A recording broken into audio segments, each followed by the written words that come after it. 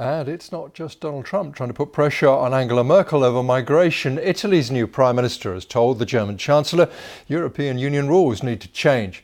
Mrs Merkel is also facing an ultimatum from her own Interior Minister. Tighten Germany's borders or police will start turning people away. Lebo Diseko has the story. Just a warning, there are flashing images coming up. At the time, it was a source of pride for Germany. Thousands of people welcomed into the country at the height of Europe's refugee crisis. But now resentment over this open-door policy threatens Chancellor Angela Merkel's future.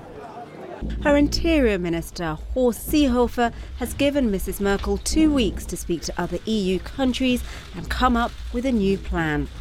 If not, he'll tell German border police to turn people away if they've already been processed in another EU country.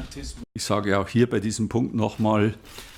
the European summit or any agreements succeed in reaching our goal, which is to send back migrants as soon as they reach the border, we'd be very happy and would wish good luck to the Chancellor.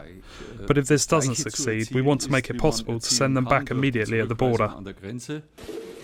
Mrs Merkel says such action goes against EU principles, but her Interior Minister also leads the party she's in coalition with, and she can't afford to sack him.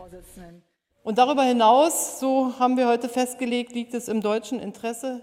It is in the German interest to maintain the order and control of migration in good partnership with our European neighbours. That's why we believe that uncoordinated rejection at our borders as a country in the heart of Europe could lead to negative domino effects. These pictures show the impact of the growing argument over how to deal with migrants coming into Europe. A rescue ship carrying more than 600 people from the coast of Libya left at sea for days after Italy refused to let it dock. Italy's new Prime Minister has told Chancellor Merkel that EU migration rules need a complete overhaul.